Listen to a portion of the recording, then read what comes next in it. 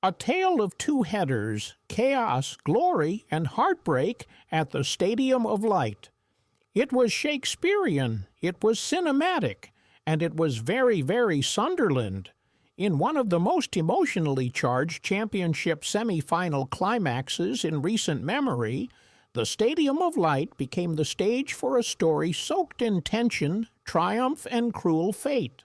The battle between Sunderland and Coventry City had everything: late drama, extra-time heroics, and a final twist that no scriptwriter would dare pen. As the clock ticked deep into extra time, penalties loomed over Wearside like an anxious fog. The fans were bracing themselves for the lottery that is the shootout. On the touchline, Sunderland boss Régis Le Bris was already preparing his list. His chosen few to take the spot kicks that could send the Black Cats to Wembley. But then, with just seconds left, everything changed. A single moment, a flick of the neck, a bounce off the bar, and the net rippling behind Coventry keeper Brad Collins erupted the Stadium of Light into unfiltered ecstasy. Dan Ballard, remember the name. The centre-back rose like a man possessed, his header crashing off the underside of the bar and in, turning 1-0 on the night into 1-1, and the aggregate scoreline into a 3-2 advantage for Sunderland. Sky Sports pundit Joby McAnuff summed it up in one word: pandemonium. This wasn't just a goal, it was a release, a war cry. A trip to Wembley signed in sweat and sealed in euphoria. Ballard's moment of destiny. I was just so determined, Ballard told Sky Sports in the immediate aftershock. I can't even remember what happened. It just happened. It's some feeling that.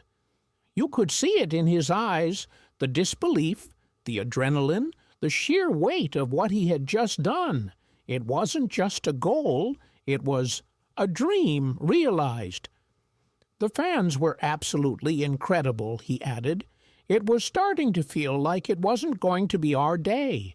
All of us just wanted to give them something to believe in, something to cheer for. He delivered.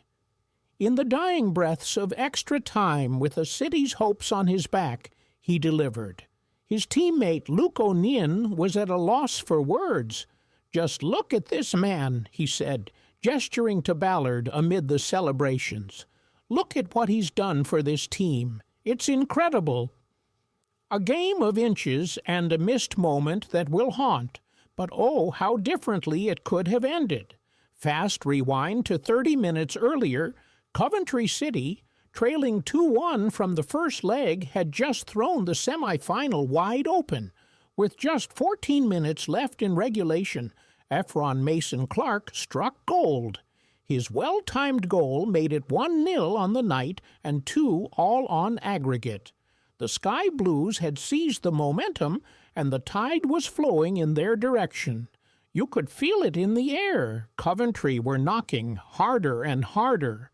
As the clock wound down, the fourth official signaled 3 minutes of stoppage time, and then, with 8 seconds left, Coventry's big moment arrived. Tatsuhiro Sakamoto, cool, composed, delivered a delicious ball into the box. It curled perfectly into the path of Haji Wright, a striker who had 12 goals to his name this season. He was unmarked, he was in space, he was poised to become a hero, and he missed. Wright's timing was off, the connection was sloppy, the ball drifted wide, a stadium held its breath, then roared in disbelief. That was the one, said Coventry legend Steve Okrizovich on BBC CWR. That was the moment. In that second, fate twisted its knife. Had Wright buried that header, Coventry would be the ones booking hotel rooms for Wembley. Instead, they watched helplessly as Sunderland rose from the brink and delivered a knockout blow of their own. The numbers tell a tale, but so does the scoreline. Statistically, Coventry were dominant.